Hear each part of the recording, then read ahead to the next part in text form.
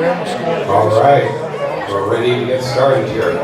So we have Supervisor Bob Nelson, the only Republican on the Santa Barbara County Board of Supervisors.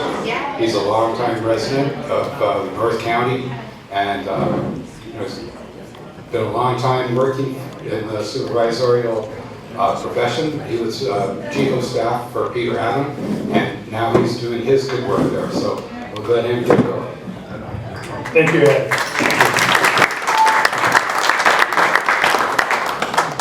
All right, I want to thank everybody for having me here. Thank you, Ed. Thank you guys all for spending your Saturday with me. It's an honor to be here with all of you. As Ed mentioned, I'm the 4th District County Supervisor. For those of you who are not familiar with the districts, just want to kind of give you an idea of the people I represent. I live up in Orchid, which is the suburb of Santa Maria, and I actually represent about a third of the city of Santa Maria. So if you're familiar with Santa Maria, we're from Stoll south, and the 101 east is my district in the city of Santa Maria. I'll also represent Casamalia. Anybody ever been out to Hitching Post? Some of the best barbecue in the world right out there. So Casamalia, I represent Orchid, Vandenberg Village, Vandenberg Space Force Base, Mission Hills. Coming back into the Santa Maria Valley or close to it, I represent Los Alamos. And then, actually I don't represent Lompoc anymore. No, I don't. I represent just the village. And then I have Sisquoc, Gary, and Tepiscate going most of the way out towards Nucleoma. So I have a very large area. Are we going right, Mike? Okay, let's get over here. Okay. Thanks, Mike. That better for everybody? Yeah. Okay, so I represent a large unincorporated area. So I have 90,000 constituents. About 60,000 of my constituents live in the unincorporated area. And that's really important for my job in part because these different communities I mentioned, I have about 7 of them. My office is the mayor, is the city council, is the city manager, all rolled into one for a lot of these unincorporated communities. Orchid alone, my hometown, is the same size as Goleta. Think about that in population. And the only elected representative or an only county executive that lives in Orchid is me. And so there's a lot of responsibility that comes to our office there. And for me, it's a great job because that's like, being the mayor of your hometown. There's I derive a lot of satisfaction out of that, but there's a lot of work that goes into it. Today, I'm going to be talking a little bit about myself to start off. I think you guys heard my topic is Santa Barbara County, the good, the bad, and the ugly. It's a nod to another good Republican local official, Clint Eastwood, there. But talking about myself usually isn't my style. I often live by the motto, let your works speak for themselves. I've always attributed up until today that it's amazing what you can get done when you don't care who gets the credit. I actually looked that up, and actually it's Harry Truman that said that. It's the Ronald Reagan quote is, "There's no limit what a man can do or where he can go if he doesn't matter who gets the credit." So that's actually the Reagan one. I got to start swapping that in. But in politics, and especially among political officials, that if you don't tell your story, you lose the opportunity to connect with your supporters. Then you also allow other people to define who you are.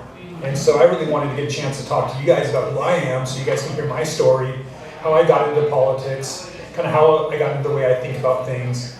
Before I get started, I'm talking about what's going on in the county. Because a lot of you guys, I see some familiar faces out there, but I also see some faces that are new to me. And so I'm kind of in an area that I think I don't have very many of my constituents. I think I only have 3 of them. I think I have Rebecca, Nilda, and Hunter. Hunter Hall, by the way, works for me, so he has to vote for me. It's called job security. All right, so I just want to talk a little about my story. I was born in Santa Cruz, California, to a Army veteran going to college with his young wife. My dad had got out of the Army. He was an Army chaplain. He was going to Bible school, and that was where I was born. Our family at that point was on public assistance, and so I'm just coming from a basic lower middle class family that's getting started. My mom and my dad were boyfriend and girlfriend in Sunday school in Ojai, and so we're somewhat close to here to the Santa Barbara County. But my dad and her were up there in Santa Cruz, and I think I was born the week before graduation. He graduated, and then he got his very first job as a pastor. here in Santa Barbara at Living Faith Center. If anybody knows Living Faith Center on Hollister. So my dad was a youth pastor there in the early 80s. So that's actually where I spent the first 6 years of my life, here in Santa Barbara. So I have some connections there. My dad was working as a youth pastor, and my mom got a job working for the county of Santa Barbara. And she happened to be the secretary for a very young lieutenant in the sheriff's department who was running for sheriff. His name was Jim Thomas.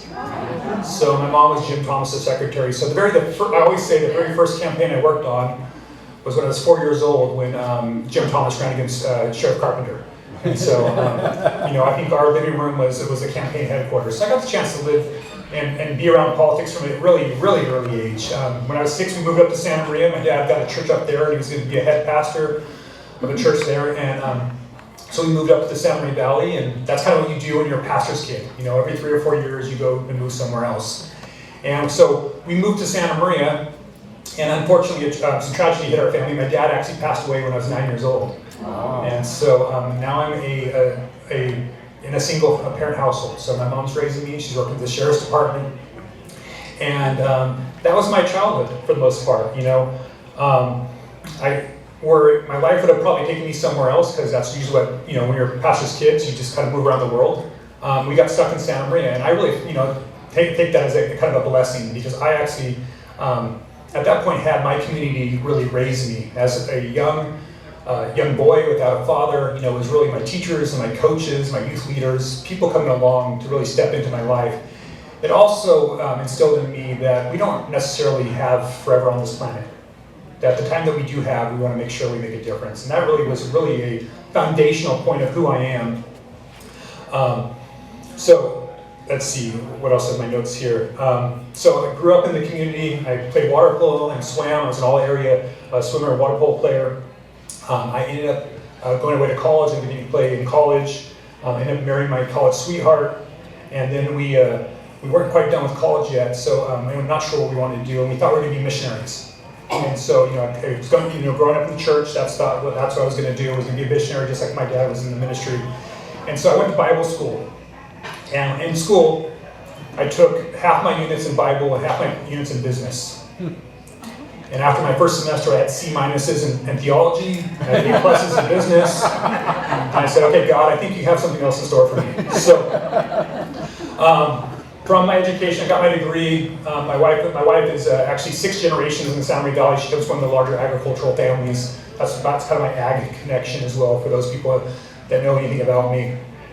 So we moved back home, and my heart's always been for service. And I got a business degree, so what do you do with a business degree and you also want to do service? Well, I became a business education teacher. So I became a high school teacher and coach. I taught at our local high schools, Rigetti High School in Pioneer Valley. I even taught in Lompoc for a little bit.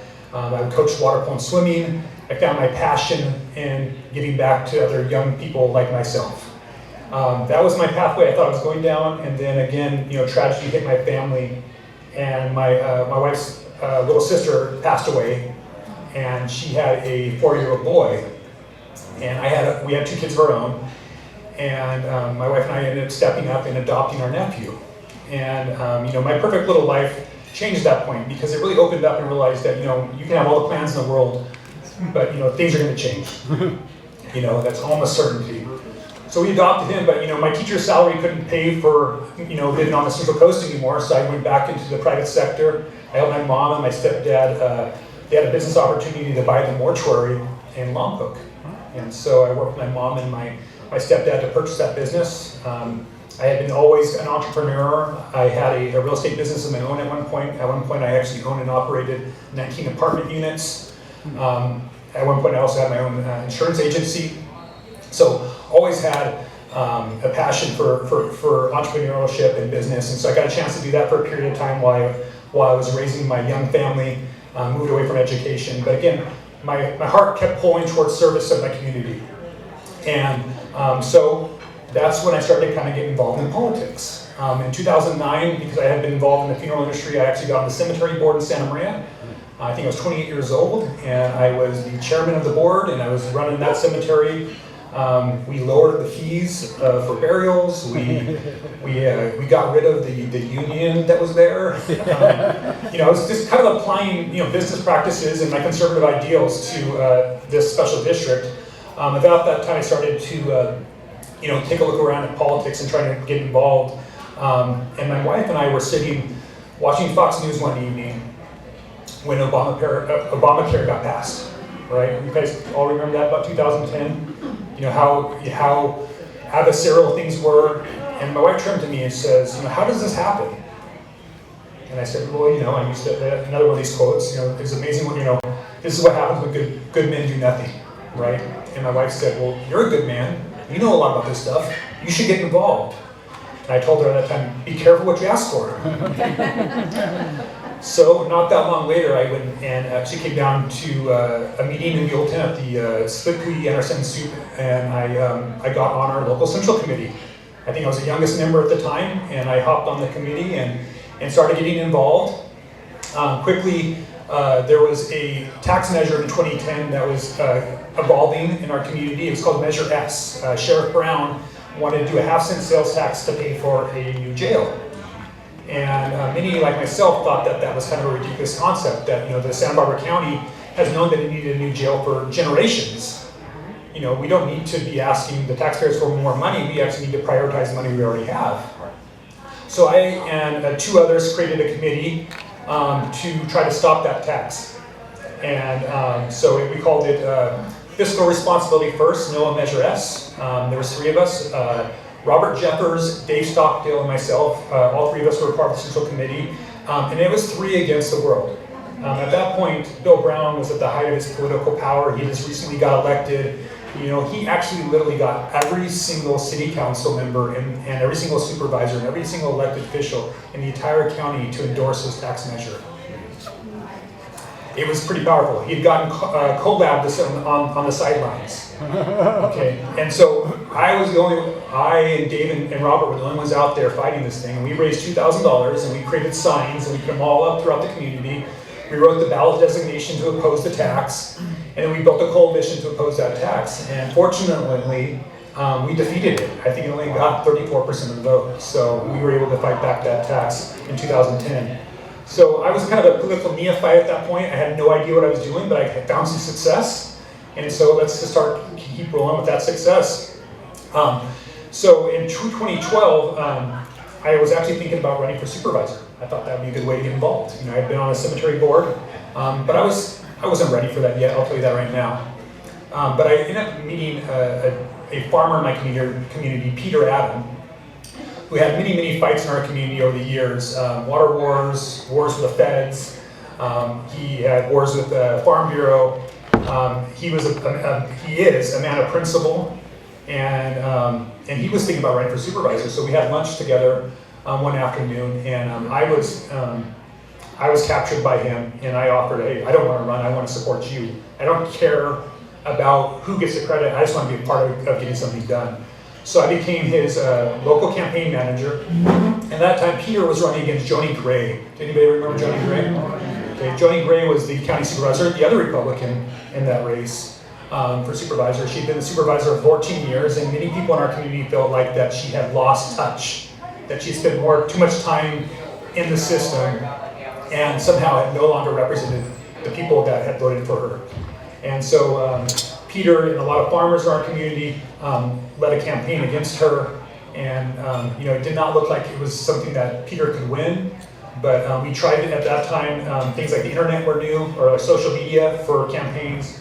We tried many different styles of reaching voters, and we shocked the world when we beat a 14-year incumbent within our own party in that race, and Peter got elected. This was a great opportunity for me at that point, because Peter, again, he was also kind of a political neophyte. He didn't have a bunch of infrastructure, so he asked me to be his chief of staff. And I knew nothing about county government. I just knew right from wrong. I knew what conservative principles looked like. I knew what business principles looked like. I knew what religious principles looked like. And I just wanted to apply that to my government. And Peter brought with him what worked on the farm. So we worked together to serve for 8 years. I think it was 8 very successful years on the board of supervisors that Supervisor Adam had. He really highlighted the need for fiscal responsibility in our county, the need for investments in infrastructure, for transparency of running the county like a business and being accountable to taxpayers. During that time, we were successful in running a couple of ballot initiatives I think that were really impactful for our county. The first one was in 2014. Peter and myself, we wrote something called Measure M, which was a maintenance measure. We put on the ballot a question for the voters: should the county funding roads, parks, and buildings to keep them at the same condition they are now or better? It was kind of a tricky little question because state law doesn't allow us to force the board of supervisors on how to spend their money, but it allows us to make them prioritize things. And so we put this out there, and just like with Bill Brown, kind of opposite happened to us. Every single politician in the entire county opposed this measure except Peter. And it was a hard-fought fight. And to get that initiative on the ballot, we actually had to go out there and raise about $200,000 and get signatures all throughout our county to get there on it. It's not an easy task to do, but we were able to do it. And we ultimately lost that by 0.5%. And despite having so much headwinds against us, the question was simple. Isn't it a basic responsibility of government to just maintain our assets, our investments? But unfortunately, the politics of Santa Barbara County overwhelmed us. But it did change the conversation. The board of supervisors at that point knew that they needed to do something differently. For years and years, the quality of our buildings and our parks and our roads were falling apart. We have different standards that we use to measure these things, and we were constantly seeing them down. We have something called a pavement condition index, which is a report card on our pavement. And it had gone from something where it was a passing score of 70 down to 58, a failure of our pavement. And that was some things that we wanted to arrest that failure and start to build it back up. And so that became a conversation that we started having throughout the county. And the board of supervisors, feeling that pressure that Peter had put on them, made a funding commitment of 18% of new revenues to go towards maintenance moving forward. And that's something that happened in 2014.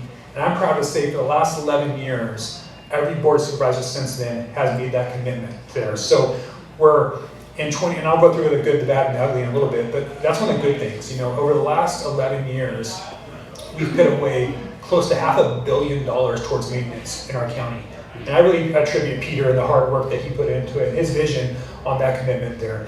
So that was 2014. In 2016, Peter ran for re-election, super successful. But we also know in our county that we've often been overwhelmed by the 3-2 majority, right? Where it's always the 2 in the north and 3 in the south, or the 2 Republicans and the 3 Democrats, and we never get anything done. So we really knew that we needed to try to win that 3rd district. And so we worked hard at trying to find a great candidate for that district. We had about 20 people get together. We vetted a lot of different people, and we came up with, I thought, Captain America, a guy named Bruce Porter out of San Ynez. Bruce had just come off of a long career in the Army. He was the chief of staff for the Secretary of the Army. His office was the office that the plane had landed in when it hit the Pentagon. He had retired 10 days earlier. Wow. And he came and he had moved to the San Ynez Valley, and he got involved. He led the Boy Scouts. He was the president of the San Ynez School Board.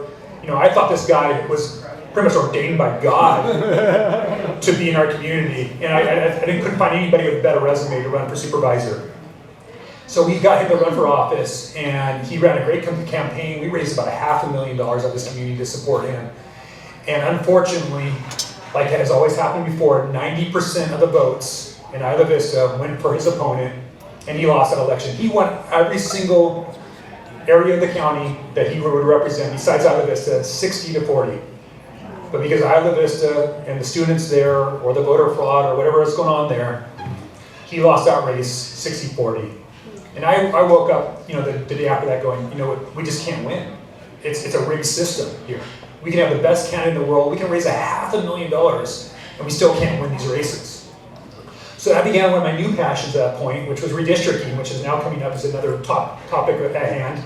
And I went to some of my supporters and I said, hey, I got this crazy idea. Let's put a redistricting ballot on the initiative, or a redistricting initiative on the ballot. And And I raised another $300,000 or $400,000, and we got the signatures, and we put redistricting on the ballot in 2018 in Santa Barbara County. During that process, the other side knew what a popular idea that would be, so they came up with their own initiative, and we knew that having two initiatives was probably we're both going to lose here. So we actually sat down and kind of negotiated with them on some of the topics on there, and actually Doss Williams in our office worked together on, as well as some of the people who were behind our initiative, and we came up with an initiative that ultimately got passed by the voters. So in Santa Barbara County in 2020, after the census, we were the first county in the state to actually have a citizen-led redistricting commission. Okay, and that's a pretty big win. Okay, so yeah, clap right there. So, and again, that was something that came out of the office with Peter and I, and something that I was really engaged in. Through that process of redistricting, we do know the rest of the story, that Isla Vista was moved from the 3rd district to the 2nd district, making the 2nd district very, very, very progressive and very, very difficult to win. But we have Elisha Mack here that's really interested in running, and he's a good man. But made the 3rd district way more competitive, and we really hoped that in 2020 that would have been a more competitive district. By hook or by crook, we didn't have the candidate that we thought we did in the 3rd district this last cycle, but it was not all for loss, at least at that time, because money and resources went into that 3rd district that really opened up the 1st district, which led to Doss Williams losing. So, in politics, you can kind of plan everything you want, but it doesn't always work out the way you think it will. Supervisor Lee being there, I know the jury's still out on that.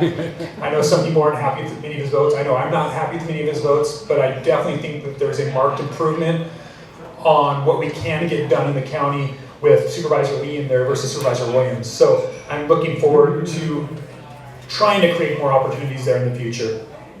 So in 2020, I ran again for re-election. It was my first time running for re-election.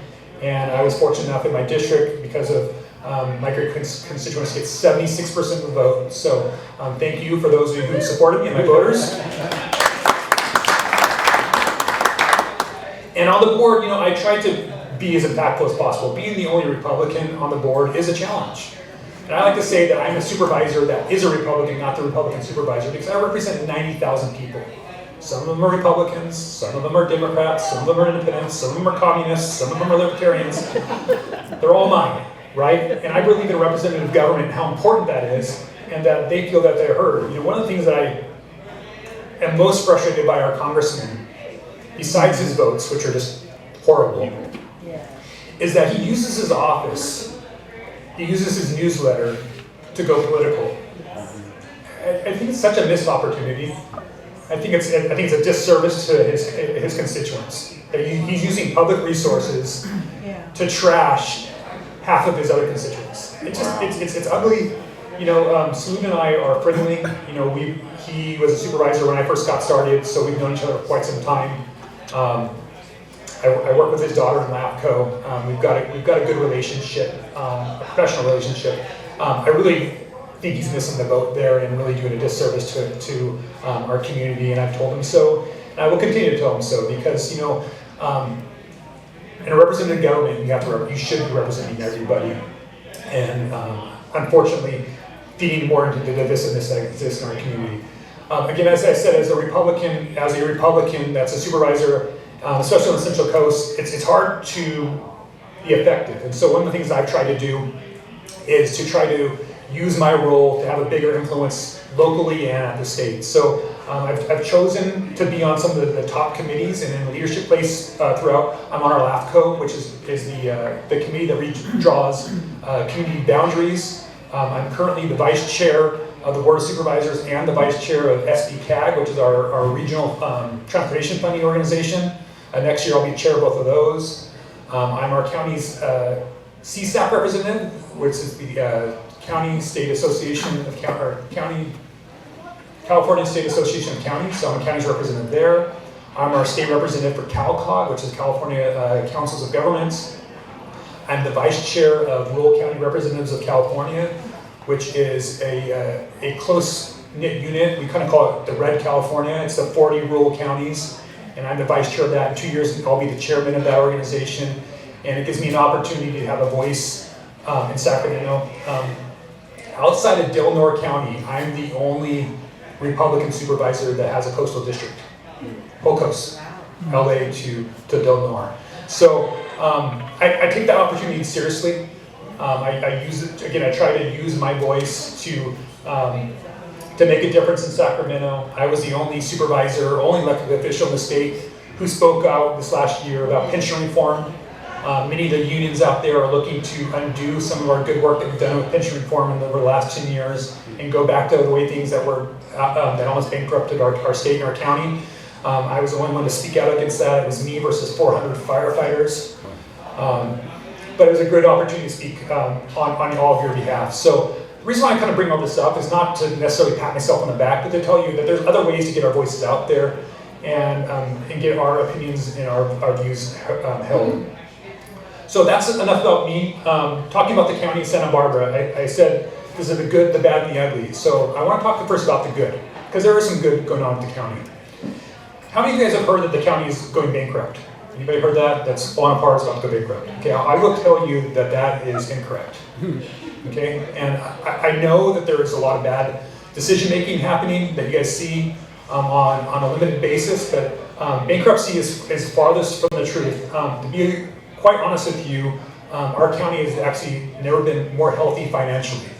We do have a rather large budget, $1.69 billion, but along with that budget, we've done a very good job from the fiscal responsibility perspective, and I do think that that has a lot to do with Supervisor Adam and then myself continuing that service.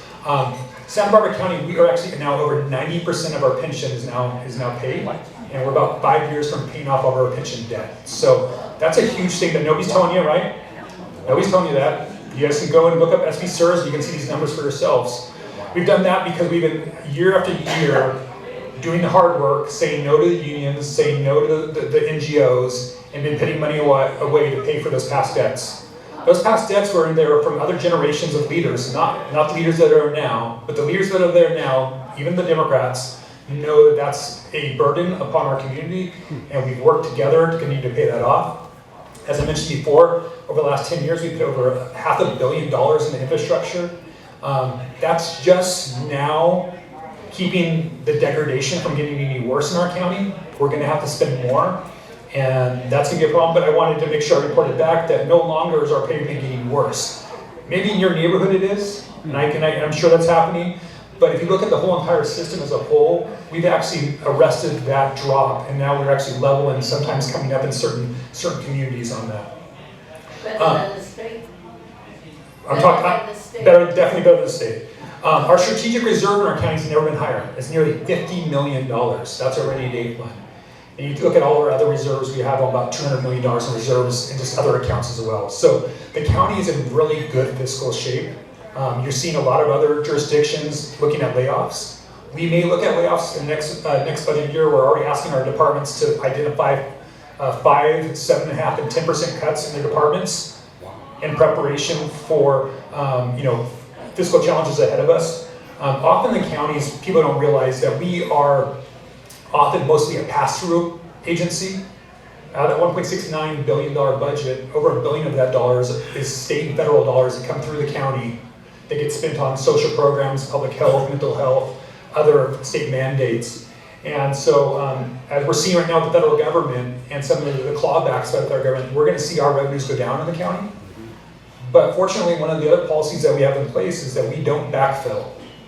Okay, and so that's something that's really, a fiscally responsible thing that we're doing across the board, not unanimous on this board, is we don't backfill. If the state goes away with the program, or the federal government goes away with the program, we're not going to pull from your general fund dollars to pay for that program moving forward. Okay, which we're going to probably end up seeing as a reduction in staff because we're going to be doing less.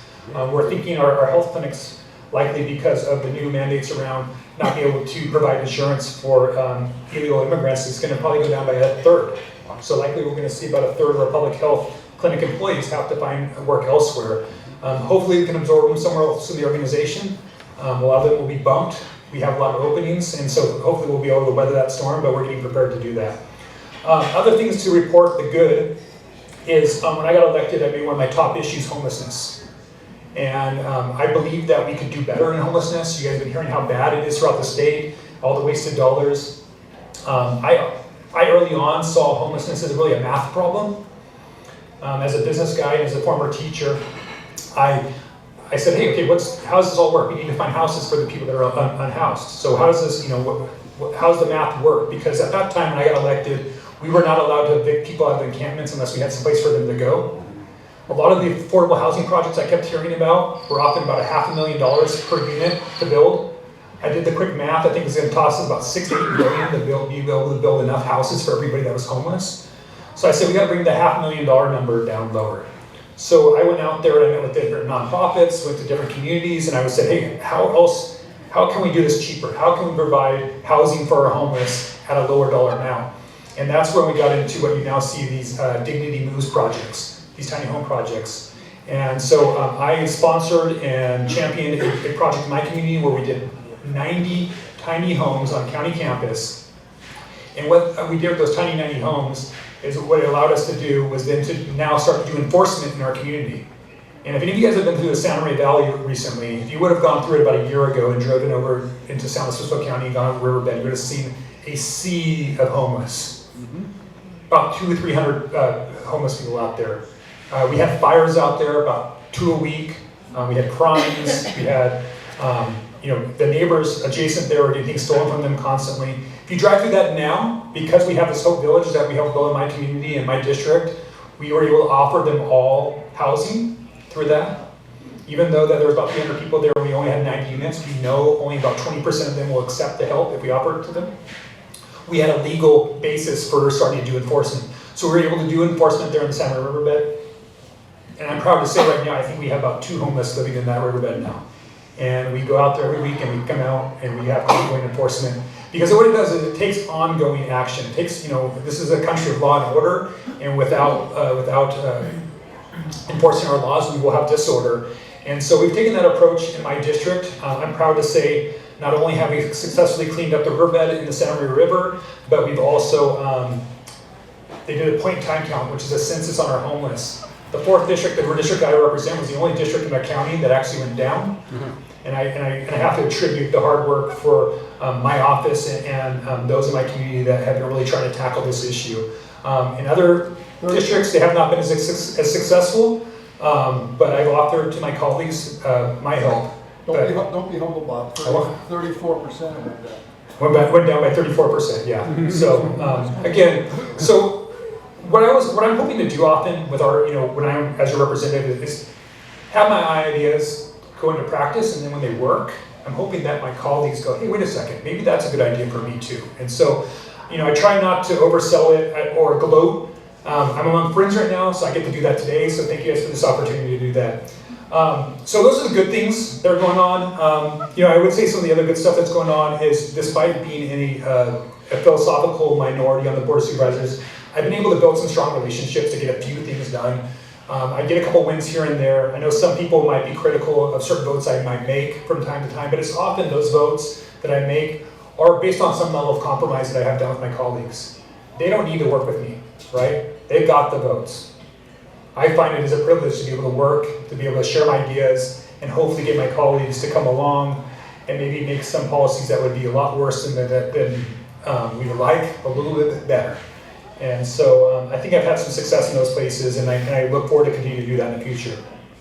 So those are good things. I'm going to give you guys some bad news, and then I'm going to give you some ideas on how to work on it, and then I'm going to answer some questions.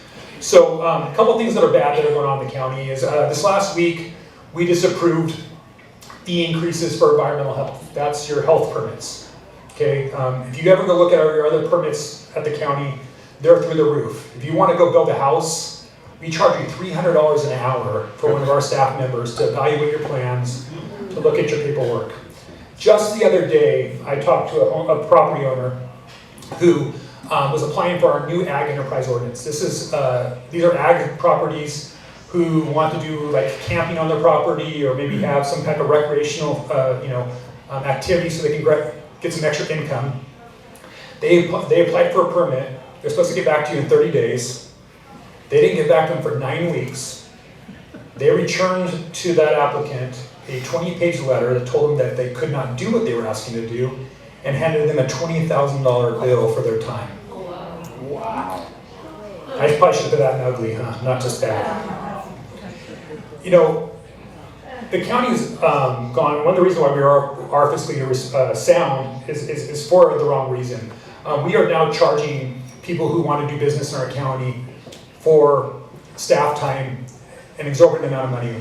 We are going through these different fee studies that are really designed to up your fees and create more positions. And we're charging what we call 100% cost recovery to applicants. So if you're going to apply for a permit, we want to make sure that all the time that staff member spent gets billed to you. And I understand the concept that we want who applies for it to pay for it, so we don't, the rest of us taxpayers don't have to. But that's not the purpose of permits and fees. You know, permits and fees, the reason why we even give the county the power to permit us, right? Because we give the power to them to permit us, right? We're not asking for their permission. We give the government the power to do that to protect the health, safety, and welfare of the general public. That's what the Supreme Court's already decided. That's the reason why we're allowed to charge fees, is because we were protecting the health, safety, and welfare of the general public, not for the applicant. So the fee really been, you know, so they filed that permit, it's really to help the public. But why are we making the applicant pay for that? It's just, it doesn't make sense to me. I've long advocated that I think it should be a 50-50 fee, 50 paid by the applicant, 50 paid by the general public, because I think it's shared responsibility. But it also does something really important. It's an organization that when you charge 100% of the fee to the applicant, there's no motivation for county staff to actually do anything different, right? They actually make more money when they take longer. That's right. I mean, that doesn't make any sense, right? If we want to move businesses faster and forward, and this is something I try to explain to my colleagues, basic economics and human behavior, is that we need to make sure that the county, the bureaucracy has skin in the game. If we have no skin in the game, of course we're going to take forever, right? If we got done with that project, then I don't have a revenue source anymore. Sure. And so, again, that's something that I think is really bad, that I keep harping on with my colleagues. I am hopeful in the future. Right now, we are probably heading to some tough budget times, so I'm not looking forward to seeing that change in the next couple of years. But, you know, as I mentioned before with our pension debt, we're expecting in the 2030-2031 budget to have that pension debt go down. And what that means for us in the county and as used for taxpayers is we're spending about $100 to $120 million a year towards that pension debt. When that goes away, that's new income, new revenue into the county that we're not spending on debt. So there's going to be some huge opportunities, hopefully in 2030-2031 budget for lowering fees, for hopefully putting more money into pavement, more infrastructure, better parks, repopulating our sheriff's department. A lot of things that we have not done for years and years and years. So I'm looking forward to that in the future. So planning department, as many of you guys know, is a mess. Takes too long, too uncertain, too expensive. A couple other things that I think that I wrote down that were bad is this move towards electrification. Doss Williams is no longer the supervisor, but his ghost still serves in the halls of the 4th floor, where we now have a mandate that every single new vehicle in the county that we purchase is electrified. I'm having county staff come to me and say, you know what, Bob, we can't get to Santa Maria. We're breaking down in between. And I've got staff that has to drive out down Paradise Road, where there's no cell phone reception in an electric car, and it breaks down. I can't, in good faith and good measure, send my staff that way. So it's a huge problem, as you're seeing with this electrification. I don't mind electrical vehicles if it makes sense for you, but these mandates that are just so close-minded on electrification makes it very difficult for us to run our organization. Also, the push towards making sure all new buildings have electricity, no more natural gas, which I just think is absurd. Natural gas is a product that is important for our economy. We need redundancy. We keep talking about communities that we want to maybe help those that are underprivileged. We all know natural gas is way less expensive than our electricity charges, right? And we will need that redundancy. We have brownouts here. Santa Barbara County, we're at the end of the line for both PG&E and Southern California Edison, right? So when electricity goes out somewhere else, we lose our electricity here. This idea that we're going to somehow move away from other energy sources is foolhardy and is wrong. Last thing that I wanted to talk about that I thought was bad is that some of my colleagues, they're well-intentioned, they see the affordable housing crisis, and they think that the solution of doing that is maybe building housing on county property. And so because we already own property throughout the county, this county property, so they want to make that available for housing and housing for potentially for our employees. And I think this is a really dangerous trend for us to think about. We're in an organization of 4,600 employees. How do you start to provide housing for some employees and others that you don't? We have a hard enough time paving the roads. I don't think we're going to have a good time trying to change our light bulbs. I think the county should be staying in our lane, and we should be staying away from getting into the housing business. I know some of our school districts and Cottage Hospital are going down this route. Totally makes sense there. You want a competitive advantage for hiring employees. Makes a ton of sense there. But I think the county is too large of an organization, too diverse of an organization, too spread out of an organization to get into the housing business. But unfortunately, I see that's one of the directions that we're going in the future. So those are some of the bad things. Now getting into what I consider the ugly things.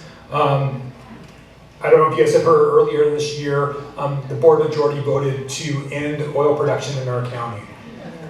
As I mentioned before, I come from Orchid. Orchid is named after an oil geologist. It's an oil town. I did mention all my family history. My grandfather used to be an oil worker out there in the Ventura Hills. And then actually my mom, after my dad died, went to go work for Unical because she needed to be able to stay home or be home when we got home from school. And so the oil business for me and my community is not just locally sourced energy, it's jobs. It's head of household jobs. It's jobs that people who, their parents might have worked in the fields, now are able to have a six-figure income, buy a house, and send their kids to college. I think it's a wrong move for our county to take. I think that what the county's doing here is frankly just performative politics. I think that they're just trying to perform for the national stage. But unfortunately, these performances have real consequences in my own backyard. 85% of the onshore production in our community is in my district. And again, in most of those jobs. Even the Sable project, which is the offshore project that is likely to get started here in the very near future, most of those people live in my community. So it's really hypocritical for our community to try to ban something that we constantly use. You drove through the driveway or through the parking lot here. Most of these cars are gasoline cars. It's an important part of our community. We need the tax revenue. We need the jobs. The other issue that I think is pretty ugly, and I think this is kind of across the board. The things that we do in our the county that really aren't dealing with local issues, the things that we're trying to solve national issues locally, is when we do some of our worst work. And I think we've had a big conversation that you've seen blown up over the last couple months over the ICE, what's going on with the customs enforcement. And as many of you guys know, there was a raid at the glass house greenhouses, the cannabis greenhouses down in Carpinteria, and you had Congressman Carbajal, performing and acting like he's going to get arrested. Ironically, Congressman Carbajal and myself met with ICE just 2 weeks previously, where he was very respectful to them, where we talked about how they operate in our community and what they're working on. But I really think that it's really foolhardy in our community that we're not working with Homeland Security. I know that I'm probably in a friendly crowd that obviously agrees with that. But I've been trying to get this across to my colleagues who are really frustrated because they see all this happening out there with customs enforcement and they don't know what's going on. So they're asking lots of questions. And then I told them, but by the way, you guys realize we passed a bill that doesn't allow our local law enforcement to communicate. It's called SB 54, it's the Truth Act. And we're not allowed to have local law enforcement participate in customs activities, immigration and customs activities, which means we're not talking. That means that federal agents that come into our community to enforce federal laws have no insight from our local law enforcement. Our local law enforcement has no opportunity to educate federal law enforcement officers about the nuances. If we were actually working together, we could communicate, we could identify problems and solve them together. But unfortunately, a lot of people out there have a Trump derangement syndrome and think that any communication at all is bad, and that we have to run away from it. That somehow that even my colleagues, one of my colleagues, Supervisor Hartman, called ICE agents brown shirts. And those of you that don't know much about history, that means calling them Nazis. And that kind of mentality is very, very dangerous. And so it's something that I really think is ugly in our community. I think it does not serve us well. You know, we have a lot of undocumented immigrants in our community, some of them doing some great work. I told my colleagues, if you really wanted to be compassionate and help people, why aren't we as a county helping people with their immigration status? Wouldn't that be a better use of our time? Yeah. And so, again, these are the types of things I bring up, but unfortunately the cameras are rolling and I think performing for other parties there. The last thing that I thought was ugly that I wanted to share with you guys was the $26 minimum wage. Anybody hear about that? Yeah. So there was a recent push in our county, and it's starting to come back up again, is that some different activists have been advocating for a $26 minimum wage for agricultural workers in our county. And we know that agricultural workers are very hard workers. We know that they're doing good work, but $26 minimum wage would devastate our local economy. They did a study by UCSB for any of you that went to the Chamber of Commerce State of the County on Thursday, where they looked at what a $26 minimum wage do to our agricultural industry in Santa Barbara County. Well, it puts it out of business. That's what it does. Across the board, 100% of strawberries gone, 100% of lettuce gone, 100% cauliflower gone, 100% of blackberries gone.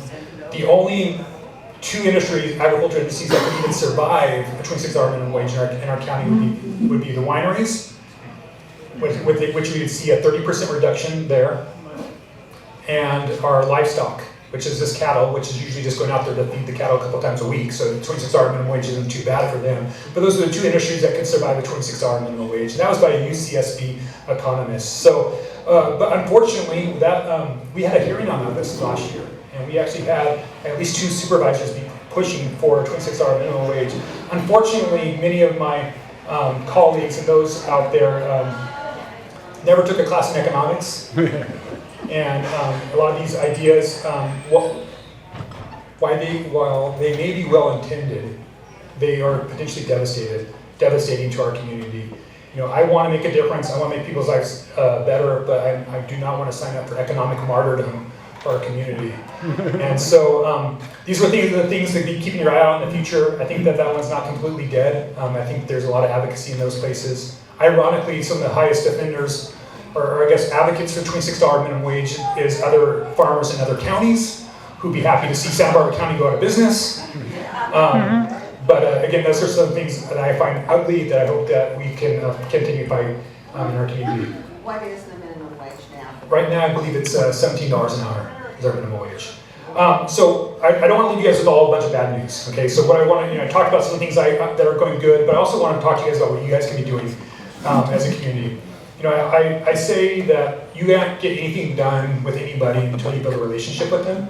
So I got some homework for all of you. Okay, we're a bunch of Republicans here. I really want to encourage all of you guys to actually start to find your friends that are Democrats, that are liberals. Start to build relationships with them. Start to make sure they know you for other reasons besides politics. Okay, because if we're ever going to try to change people's hearts and minds, we've got to start with building relationships first. Nobody ever changed their religion by being browbeaten, and nobody's going to change their politics that way either. Okay, so I really want to challenge all of you guys to get engaged with other people. You know, I go back to kind of my church background. I always think that, remember Jesus coming out with prostitutes and tax collectors and the scums of society. I'm not saying that my Democrats are that, but I'm just saying that you want to meet with people that you might not normally meet. Don't hang out with your friends that all think the same way you do. You need to make sure we're expanding our horizons. You do live in a community that is predominantly progressive. There are it's a fertile field for you guys to build relationships. But then once you build relationships, work on ideas you guys can come have a common agreement on. Try to find solutions to problems that you guys both can agree on and work towards those things. Get more involved, not just in local politics, but get involved with some of the nonprofits that are out there. They don't check your ID at the door for those nonprofits. I think that it would do a great service to have many of you guys get involved with the League of Women Voters. It's supposed to be a nonpartisan group, but it's been commandeered by just progressive women and men. And I think there's a huge opportunity for conservatives in our community to balance that out and make sure the voices that are coming from organizations like that are a little bit more balanced. Because I think, I know there's a red tide, a red wave happening throughout our country. I haven't seen much of it here locally, and it may come in the future, but I think in the meantime, I think we need to buckle down and to ensure up and build some bridges where we can, build some relationships and get some wins. So for when that wave comes, that we're ready to ride it. So thank you guys all for your time, and I'm happy to answer questions.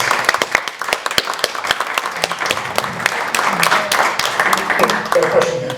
A question and a statement. Okay.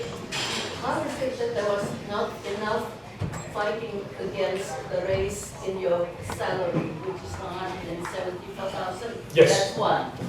Okay. And two, the reason that we have a problem with deportation and what Trump wants to do, and thank heavens he got in, is because we're a sanctuary state. Sanctuary state do not, that's never applied and never cooperated with as far as illegals is concerned. And so when they release people who have broken the law, they just don't release them, they release them to the street. Right. And it's very difficult to get them after they're all in the So what my friend's talking about here is that SB 54, it's the Truth Act. It's a state law that does not allow our local law enforcement to work with federal immigration enforcement. So that when we release somebody from the Santa Barbara County Jail that might be here that is illegal, that would be a great candidate to be picked up by ICE, we're not allowed to talk to them or communicate with them. No, And it's a huge problem in part, not just because there's a lack of communication and coordination, but actually we release them to the parking lot, where then Homeland Security or ICE actually has to then try to arrest them in the parking lot.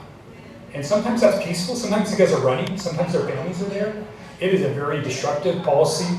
It's wrong. It's something that I think needs to be relooked at. The reason why the progressives did that was they thought, well, you know, if local law enforcement participates with ICE, then they're going to be, then illegal immigrants are going to be less likely to engage with law enforcement when they need their help if they're a victim of crime. That was the mentality. So it's flipped the other way. The other question that she had, and I'll come back to you here, Bob, in 1 second, is about the raises. And so, as many of you guys know, there was a significant raise at the Board of Supervisors. It's something I voted against. Okay, I was a one. You were the only one. I voted against it. I think Supervisor Lee abstained. And I'll tell you my position on that, because I want to make sure people know, because some people have mischaracterized, maybe somebody said I didn't fight hard enough on that in the past. My point on our raises for the Board of Supervisors, I think it really is ugly that the Board of Supervisors decides their own pay, right? And it's simple. Exactly. They may be worth it, right? I know how much I know what the salary was when I ran, so I was willing to accept the salary that was there. Do I think I'm worth a lot? Sure, of course I do. Everybody thinks they're worth a lot, but I signed up to make a certain amount of money, and I don't think that, I think it's a bad look to raise your own salary. I think it also breeds distrust with your constituents when you do that. So I had proposed that we actually use the redistricting committee to actually evaluate our work and the efforts that we have, and then maybe to have them recommend a salary for the Board of Supervisors. That's what I've been saying for quite some time. That's my position on that, is I think it should be a third party, someone who can actually take a look at the responsibilities, the level of skill set, and actually come up with a salary that's appropriate. And I think that if we did that, I think it could be open and transparent, and I think it gave people to trust the Board of Supervisors instead of making us look so self-serving, which is absolutely what it did. Bob? Yeah, can you comment on the ordinance that you passed here a few months ago regarding Isla Vista, that every apartment, every building basically in Isla Vista is going to be checked by a agent for safety and health? And I do agree with the safety one. Yeah. It is unsafe to put your couch out in the middle of the street and set fire to it and then jump over it. That's very unsafe. So Bob and I have talked about this a few times. The Board of Supervisors passed an ordinance to do it's called a rental inspection program. It was done, it's a pilot program, it's just for Isla Vista. And I know Bob was critical of me because I voted for it. And I want to tell you why I voted for it and where we're going to go from here. First of all, when it was proposed, I reached out to the Apartment Rental Association. I said, hey guys, we need to sit down with the 2nd District, with the supervisor in Isla Vista, and have a conversation. We need to come to the table. So one of the sayings is, if you're not at the table, you're what's for dinner. So I told them early on, this is something you guys need to be engaged in. Don't come running to my office the day before the ordinance and saying, hey, we want all these changes, we need to get engaged early. I had multiple meetings with them. They did not do that. Yeah. Okay, for one thing. So let me finish, Bob. So that was one thing that I thought was a missed opportunity for our local apartment association. I hope when this pilot project comes up that they can work with the county to solve some of these problems. There are some problems in Isla Vista with some of those units. Okay, there are some good landlords and there's some bad landlords. And there is, I believe, an imbalance in power there with some of the landlords with their tenants. I don't believe in a lot of extra government interference, but there is sometimes when the government needs to be a little bit engaged in it. So I agreed on this based on two factors. One that was completely limited to Isla Vista, and two, that it was a pilot project that we did it for a time-limited period of time, and that we come back to the board and we talk about what worked and what didn't work. And so that's what I'm committed to do. I have no desire to commit to a program that's not working or that is against people's property rights in the long run. But we need to balance some things out there in Isla Vista. It is often a slum in some of those neighborhoods, that, as you're aware, Bob. I don't think your properties, but there are some that I visited that are pretty bad shape, that are getting exorbitant amount of rents, and we need to figure out the balance there that's effective. And again, I think the only way we do that is we're all at the table having a conversation, offering solutions to that problem. Again, sometimes we need to come along and help ourselves out so that we don't become targets. So we need to work so that they don't have to have government regulations. I would rather us to self-police than ever to have the government involved to solve some of these problems. So those are my commitments. Yes, sir. I have a two-part question. Do you get any support for that idea of splitting the permit fees, 50% with the applicant, 50% with taxpayers? I'm getting a little bit of, thanks, Bob. I'm getting a little bit of a nod on these environmental health fees that we had last week. I was trying to lower some of them, and I was having a conversation with my colleagues. I'm starting to get some nodding heads. Again, have to keep bringing these ideas up. The other thing that's really is embarrassing though, is they're looking at these fees on planning at $300 an hour for a planner and for building inspections is just gnarly, and it's indefensible. I mean, they're only paying that employee $40 an hour. They just have loaded everything else on top of it, all the management and levels of that, and that all goes into it.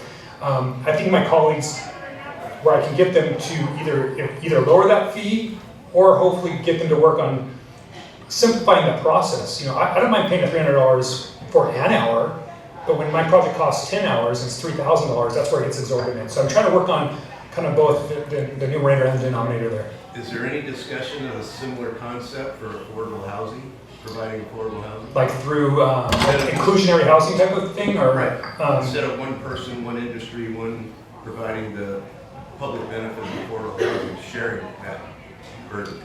So besides the county providing it, I guess I'm trying to. No, besides the developer providing. The developer providing that, so inclusionary housing piece. Well, I mean, the county's obviously putting in money through our land, through other grants and things that we're putting into inclusionary housing. I'm not in favor of inclusionary housing. It's another tax is all it is, which just makes development more expensive. So I'm not a fan of it as a concept. Even some of these, I've been talking to developer after developer on these affordability requirements are sinking projects, that they can't get the financing for them. And so, a lot of things that sound good are really impractical when you guys get down to it, and I understand that. And so it's a conversation I'm trying to have with my colleagues. But unfortunately, sometimes, and this is just the truth, there's the optics of it for my colleagues. They can understand that's cheaper to not have inclusionary housing, you can just build more housing without it. But getting rid of it is kind of a holy grail somehow. And so getting progressives to understand that, maybe minimizing it and finding a way to make it work, it is a struggle for me. It's the balance that I'm always trying to find. Yes, sir. Do you think our elections are good, bad, or ugly? Which part?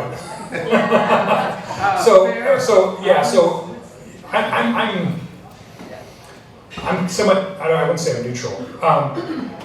On voter fraud, because I know that's something that everybody brings up, is our elections fair. I think there's voter fraud happening, absolutely. The question is, where is it happening? Is it happening before it gets back to the county, or is it happening at the county? Is usually the question. I think our elections office has some good employees. I think we do some things well. I think some things we can do better. I think there's some system problems, like having the 100% mail-in ballots, and then that all it needs is a signature on there. The dirty little secret of that is that the elections official can, by a turn of the knob, can throw out thousands of ballots or very few ballots. So the way it works is when you sign the outside of your envelope and you turn it in, it comes to the elections office. They run it through a scanner. The scanner is supposed to match that signature to your signature. And they have about 3 signatures. They have the signature on your card when you first register to vote. They have it from your license. And sometimes they actually can pull from databases that might have it on your deed. So they have some different signatures for you. So they run it through there. There's actually a little bit of an algorithm to that. And they can, what the election official can do, he can deal the tolerance. It may be exactly like the signature or loosely like the signature. And so they can churn that and really throw out a lot of ballots or throw very little ballots out. And that's really what's happening here with, I think, our ballots. I do think there's a lot of fraud where people are signing for people. They're filling out their ballots for them and they're turning them in. And I think that a signature verification is a poor way of doing it, especially when you haven't controlled that knob.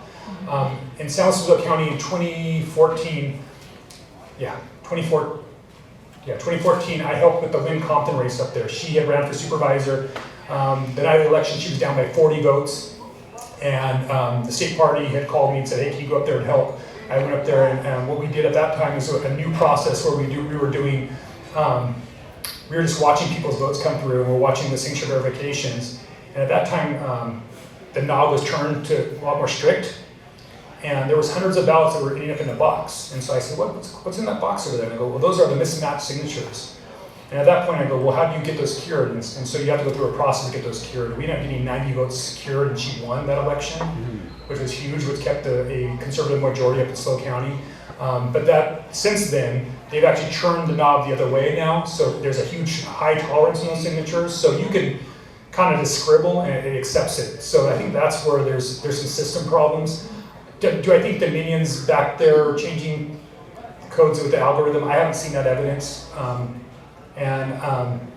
but I don't have enough information one or the other. Yes, Bob? Just one comment, Phil, to the first question, and then a question for you. So I have a different take on the salary raises, and I'm just giving that for food for thought for everyone here, is that, my last job here in the area was running a department on base for the Department of Defense, and I had a TOA of $500 million, and I had 1,600 employees working for me, and my civilian counterpart is a GS-15 Step 10 that makes $192,000. So my food for thought would just be that, $170,000 now is on par with a senior federal government official here in this area with working similar type budgets. But I would say for someone who's executing a $1.6 billion TOA and how many employees? 4,600. 4,600 employees, 3 times that amount. Maybe going into the future here that we have had people on our different councils and supervisors that are not at the level of people that should be running a $1.6 billion TOA if the salary isn't requisite with it. So I would think in the future we are going to get much better candidates that apply to these kind of things because the job pays what it would require for someone to manage that level. Anyway, that's my food for thought. I know people are going to disagree with me, that's fine. My question to you is, I've talked to some people here that use labor crews both in Texas and in Santa Barbara County.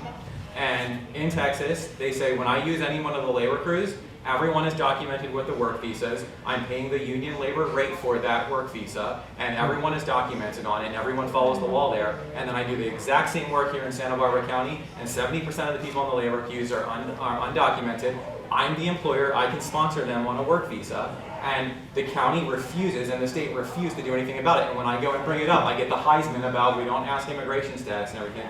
So my question to you would be, instead of dropping money in all these NGOs that are doing things to aid and abet the legal statuses, why can't we go work and get everyone documented that's on a work crew with a work visa properly so that that person who's paying a $50 to $75 union rate an hour for an employee knows that it's not going to cartels and it's actually going to the worker who's documented, and then they would be protected from the random ICE rate. Yeah, in theory, you're right. And I think, I'm not exactly sure about those programs you're talking about and how they translate over here to our local agriculture. I know there's the H-2A program, which is, well subscribed, and every H-2A employee that's in our county is a legal immigrant. Again, the issue is about illegal. It's somebody that's not going through the normal process. What is happening within our local farms is that, there's been some articles out there that think that a bunch of these farm workers are just getting paid cash under the table, and that's not the case. I don't know any farmer that's paying cash to their employees. All these employees present a social security number and an ID to their employer. Now, the legitimacy of both those things are in question, right? farmers are not allowed to go and check their I-9s. It's actually the government that's supposed to reach back out to the farms to let them know whether those things match or not. All of them are still paying their FICO and all their labor taxes there. And when they're not matching, they bring them in, they're often fired. And so it's a revolving door. And again, I guess I'm with you. We need to solve these problems, right? I mean, we have these people in our communities. They're paying taxes. They need to be able to have a clear path where they can be acclimated in the system. One of the things I have been working on is something called the Farm Worker Resource Center. We got a state grant to help farm workers with programs. Again, this is one of those compromises I got ripped on by some people in my community because I actually supported this. And I support this in part because my colleagues let me be in charge of it. They really wanted to do a Farm Worker Resource Center. The agricultural community did not want one. And I said, well, what if I can be in charge? And so they put me on the committee to run it. And I was been very engaged with it. And we've been able to use this resource center to make sure that our farm workers are stepping into and getting the programs that they're eligible for in the county and the resources that they need. Often the resources that they say that they need the most are English classes, who does the surveys, which is good because now I have that information to go back to my colleagues and go, we just did a survey, county department did a survey of agriculture workers. They're not asking for more food stamps, they're asking for English classes. And then also through that, we've been able to do work with the Consulate of Mexico. And we've been actually having a Consulate General up there. I've been doing town halls with him. And he's out there talking to all these workers. And he says, and I wish all of you guys could see it. He's like, hey, all you, you like it here, right? And everybody like nods their head. He goes, yeah, you guys all thought you were going to come here for 3 months, make some money, and go back home, didn't you? Everybody's nodding their head. Yeah. Okay, but you're staying, right? And everybody's nodding their head. He goes, okay, that means you need to acclimate. That means you need to get your paperwork done. That means you need to get a bank account. You need to get an ID. And so then we set up, we've been setting up pop-up shops to help people get their paperwork so they can actually start to go through that process. And that's how the county should be spending their money. If you really want to be compassionate, you really want to solve problems, that's the kind of stuff, and using our time and money we should be after Bob. And so that's something that I'm going to continue to work on. Unfortunately, I was running that program for 3 years, and then one of my colleagues hopped into that this last year. It's been a disaster. I'm going to try to hop back into it next year. But it's something I'm definitely passionate about. Other questions? One more question. One more question, Ed? Yeah, one more. For you? No, not for me. Anybody else? You already had one. Any other questions? Yes, sir. A few years ago, there was a big push while Mr. Ex-Supervisor Williams was on the Board of Supervisors to liberalize the marijuana access in the county.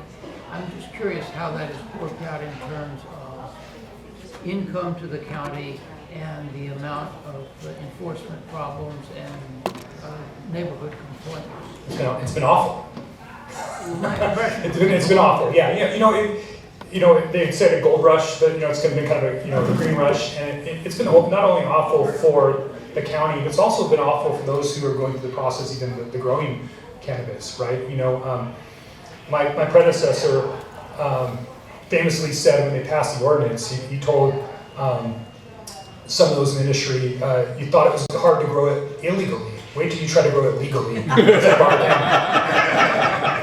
it's true, because we are a very difficult system. So it's not been good for either party here. There was a lot of promises being made, but we've kept on falling into our own bad habits in our own systems that don't make it easy for businesses. We're not very nimble to work through things. Early on in this process, it was kind of the wild, wild west. We were learning as we were going and writing ordinances. And then we discovered solutions, like in Carpinteria with these carbon scrubbers that we wanted to be able to use, but because we didn't have that in the old permits, we couldn't ask for the new permits, and then the way the Santa Barbara County worked, that made it very difficult, yet we had willing parties. So luckily we've changed that, at least in Carpinteria, where we're going to have better odor abatement hopefully here in the future. By I think it's April of 2026, the greenhouses in the Carpinteria area are supposed to have installed these carbon scrubbers, which make a significant impact on cannabis odor. You can actually be inside one of these greenhouses and actually not smell cannabis, which is pretty unique. And in other areas, there's other that are farther away. That there's different strategies on that. So we're learning a lot still, and we're going to continue to.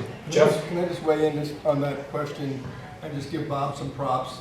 Last year Bob looked at cannabis. The grand jury just came back with their report, the June 2025 report, that said cannabis is losing our county $3 million per year. That over the last 5 years, cannabis has lost our county $15 million. And to administer the program, because it's P&D's pet program. Bob on the board last year brought this up even before the grand jury report came out and tried to get the board to move on a tax plan for the cannabis growers. We only have 42 growers in our county and we have 400,000 people here.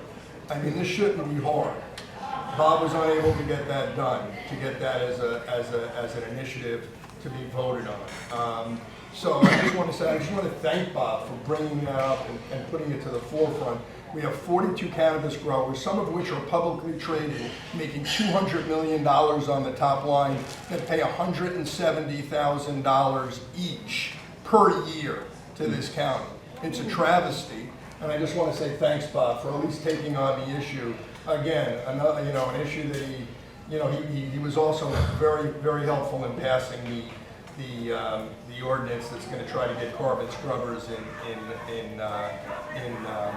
Carbondurias. I just want to say thank you, because it's not always easy up there. The solutions look easy, but they're not easy to come about. Let me just comment on that, Chris, real quick. I tried to change the tax because our tax is not transparent. It's not a transparent process, and I think it needs to be a transparent process that everybody understands and is simple. The other problem with that $15 million number that costs the county, it's because of us. It's not necessarily because of the cannabis industry.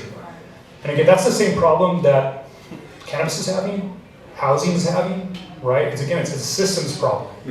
And again, that's what I try to get through to my colleagues. It really isn't about these different issues. It's about how are we running this government in a transparent and effective process, and we're not doing that. And I get myself in trouble because I call people out. I actually call some employees out by name, and they sometimes say I'm a bully or I'm trying to abuse my role. But I think that my role is, I'm not abusing my role. I mean, I got elected by my constituents to say these things and to fight for them. And I am their voice in county government, and I'm your voice in county government. And it's my responsibility to try to hold these bureaucrats accountable whenever I can. So, thank you. Thank you. Thank you, Bob. That's great. Great talk. Thank you. Listen, thank everybody for coming. Our next meeting will be September 27th, so please save that date. We'll be letting you know who our speaker will be. If you're not a member, we'd love to have you become a member, so you can see Mary on the way out. And thank you, and have a great afternoon.